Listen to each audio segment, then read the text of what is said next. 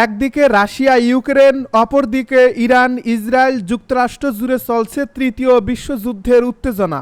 আমাদের হাতে এসেছে গুরুত্বপূর্ণ আপডেট আন্তর্জাতিক সংবাদ। শুরুতেই থাকছে ইরানে আরও জোরালো হামলার হুমকি দিল ইসরায়েল।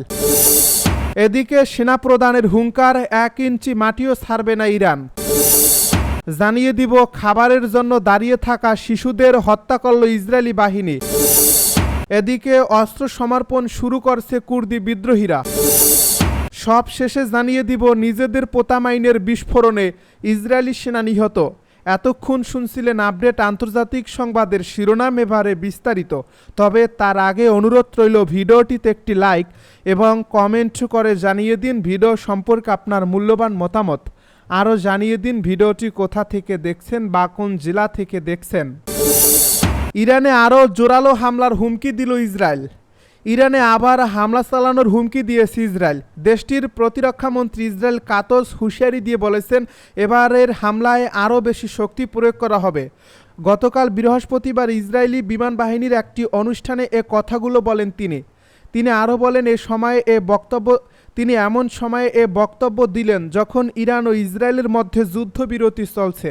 ইসরায়েলের প্রতিরক্ষা মন্ত্রণালয়ের এক বিবৃতি অনুযায়ী বিমান বাহিনীর অনুষ্ঠানে তিনি বলেন, আপনারা যদি ইসরায়েলকে হুমকি দেন বা ক্ষতি করার চেষ্টা করেন তাহলে ইসরায়েলের লম্বা হাত তেহরান, তাবরিজ, ইস্পাহান যে কোনো জায়গায় আপনাদের কাছে পৌঁছে যাবে। আমাদের যদি ফিরতে বাধ্য করা হয় তাহলে আরও শক্তি নিয়ে ফিরব। গত 13 জুন ইরানে আকস্মিক হামলা চালায় ইসরায়েল।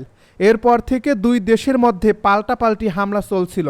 এরই মধ্যে 21 জুন ইরানের 3টি পরমাণু স্থাপনায় হামলা চালায় যুক্তরাষ্ট্র। উত্তপ্ত এই পরিস্থিতির মধ্যে মার্কিন প্রেসিডেন্ট ডোনাল্ড ট্রাম্পের মধ্যস্থতায় 24 জুন যুদ্ধবিরতিতে রাজি হয় ইরান ইসরায়েল। এরপর থেকে দুই দেশের মধ্যে আর হামলার ঘটনা ঘটেনি। ইসরায়েল ও যুক্তরাষ্ট্রের মাথা ব্যথা মূলত ইরানের পরমাণু প্রকল্পগুলো নিয়ে।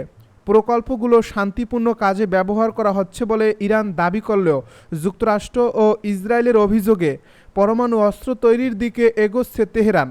সম্প্রতি হোয়াইট হাউস সাংবাদিকদের প্রশ্নের জবাবে ট্রাম্প বলেছিলেন, ইরান আবার পরমাণু অস্ত্র তৈরির দিকে এগোলো। দেশটিতে নতুন করে হামলা চালাবে ওয়াশিংটন। সেনাপ্রধানের হুঙ্কার, 1 ইঞ্চি মাটিও ছাড়বে না ইরান। ইরানের সেনাপ্রধান মেজর জেনারেল আমির হাতামি হুঙ্কার দিয়ে বলেছেন, দেশটির সশস্ত্র বাহিনী কখনোই ইরানের 1 ইঞ্চি ভূখণ্ড ছেড়ে দেবে না। আজ শুক্রবার হাতামি তেহরানের শহীদ লস্করি বিমান ঘাঁটি পরিদর্শন করেন।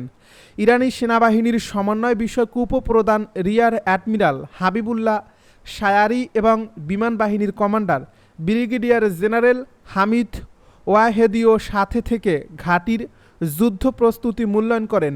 1980-এর দশকে ইরান ইরাক যুদ্ধের কথা উল্লেখ করে হাতামি বলেন, পবিত্র প্রতিরক্ষার 8 বছরের সময় আমরা দেখিয়েছি যে আমরা ইরানের 1 ইঞ্চিও ভূমি বিচ্ছিন্ন হতে দেব না। তিনি দেশের সার্বভৌমত্ব রক্ষার জন্য সেনাবাহিনীর কর্তব্য পুনর্ব্যক্ত করে বলেন, সশস্ত্র বাহিনী ইসলামী প্রতিষ্ঠান রক্ষার পাশাপাশি ইরানের আঞ্চলিক অখণ্ডতা এবং স্বাধীনতা রক্ষায় প্রতিশ্রুতিবদ্ধ। হাতামি বলেন, ইরানি সেনাবাহিনী পূর্ণ শক্তি এবং দৃঢ়তার সাথে তার মিশন চালিয়ে যাবে। চলতি বছরের 13 জুন ইসরায়েল ইরানের সামরিক ও বেসামরিক অবকাঠামোর উপর একের পর এক হামলা চালায়, যার ফলে নারী ও শিশুসহ শত শত প্রাণহানি ঘটে। এর পাশাপাশি 1 ডজন শীর্ষ সামরিক কর্মকর্তারাও নিহত হন। এর জবাবে ইরানের সশস্ত্র বাহিনী ইসরায়েলি সরকারের বিরুদ্ধে একটি শক্তিশালী প্রতিশোধমূলক অভিযান অপারেশন ট্রু প্রমিস 3 শুরু করে। ইসরায়েল জুড়ে গুরুত্বপূর্ণ সামরিক গোয়েন্দা শিল্প, জ্বালানি এবং গবেষণা ও উন্নয়ন স্থাপনায় এই হামলা চালায় ইরান। খাবারের জন্য দাঁড়িয়ে থাকা শিশুদের হত্যা করল ইসরায়েলি বাহিনী। গাজার মধ্যাঞ্চলের দেইর আল বালহা এলাকায় একটি স্বাস্থ্য ক্লিনিকের সামনে পুষ্টিকর খাদ্য সহায়তার লাইনে ড্রোন হামলা চালিয়েছে ইসরায়েলি বাহিনী। এর ফলে লাইনে দাঁড়িয়ে থাকা অবস্থায় ড্রোন হামলায় অন্তত 15 জন ফিলিস্তিনি নিহত হয়েছে। নিহতদের মধ্যে 8 জন শিশু এবং 2 জন নারী রয়েছেন বলে জানিয়েছে আল আকসা শহীদ হাসপাতাল। এই হাসপাতাল থেকে প্রকাশিত ভিডিওতে দেখা গেছে মেঝেতে পড়ে আছে একাধিক শিশুর মরদেহ। আহতদের চিকিৎসায় ব্যস্ত ডাক্তারেরা। এই ঘটনাকে আন্তর্জাতিক মানবাধিকার আইনের স্পষ্ট লঙ্ঘন হিসেবে আখ্যা দিয়েছে যুক্তরাষ্ট্র ভিত্তিক সাহায্য সংস্থা প্রজেক্ট হোপ। টোপ যারা এই ক্লিনিকটি পরিচালনা করে। ইসরায়েলি সেনাবাহিনী দাবি করেছে তারা হামাসের সন্ত্রাসীদের লক্ষ্য করে হামলা চালিয়েছে এবং বেসামরিক নাগরিকদের মৃত্যুতে দুঃখ প্রকাশ করছে। একদিকে যুদ্ধবিরতি নিয়ে আলোচনা চললেও বাস্তব পরিস্থিতি অত্যন্ত রক্তক্ষয়ী রূপ নিয়েছে। প্রজেক্ট হোপ জানায় এই ঘটনাটি ঘটেছে বৃহস্পতিবার সকালে। তখন বহু মানুষ ক্লিনিকের বাইরে জড়ো হয়েছিলেন অপুষ্টি, সংক্রমণ এবং অন্যান্য শারীরিক সমস্যার চিকিৎসা নিতে। প্রত্যক্ষদর্শী ইউসুফ আল আইদি বলেন, হঠাৎ ড্রোনের শব্দ শুনি, তারপর বিকট বিস্ফোরণ, চারপাশ কেঁপে উঠল এবং মুহূর্তেই রক্ত আর কান্নায় ভরে গেল চারিদিক। এই ঘটনার পরের মর্মান্তিক দৃশ্য ছড়িয়ে পড়ে সোশ্যাল মিডিয়ায়। বিবিসি যাচাই করা ভিডিও ফুটেজে দেখা গেছে শিশুরা রাস্তায় পড়ে আছে, কেউ নড়াচড়া করছে না, কেউ গুরুতর আহত। আল আকসা হাসপাতালের মর্গে জানাজার আগে নিহত শিশুদের দাফনের জন্য সাদা কাফনে মুড়িয়ে কাঁদছিলেন তাদের আত্মীয়রা। অস্ত্র সমর্পণ শুরু করেছে কুর্দি বিদ্রোহীরা।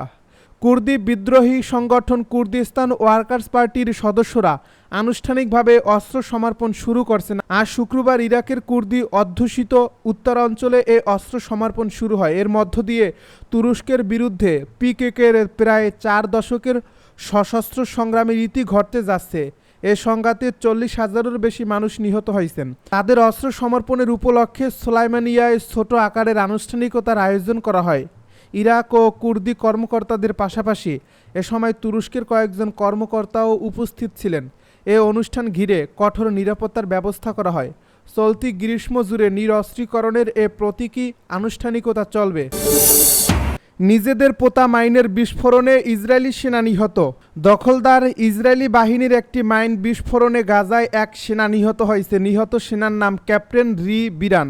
তিনি ইসরায়েলি সেনাবাহিনীর গোলানি ব্রিগেডের নজরদারি ইউনিটের টিম কমান্ডার ছিলেন। ইসরায়েলি প্রতিরক্ষা বাহিনী জানায়, বৃহস্পতিবার দক্ষিণ গাজার খান ইউনিস এলাকায় কয়েকটি ভবন ধ্বংসের কাজ চলছিল।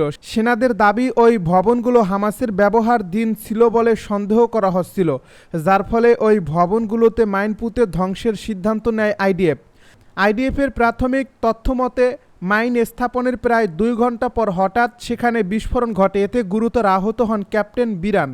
ধারণা করা হচ্ছে এ বিস্ফোরণে ছুটে আসা শার্পনেলের আঘাতে তিনি ক্ষতবিক্ষত হন এবং কিছুক্ষণ পর মারা যান। এই ঘটনার তদন্ত চলছে বলে জানিয়েছে প্রতিরক্ষা বাহিনী।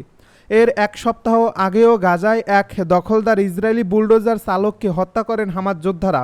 তিনি তখন একটি ভবন ভাঙার কাজে নিয়োজিত ছিলেন। অতর্কিত হামলায় নিহত হওয়ার পাশাপাশি হামাস যোদ্ধারা ইসরায়েলি সেনাদের কাছ থেকে বেশ কয়েকটি অস্ত্র নিয়ে যান বলে দাবি করা হয়।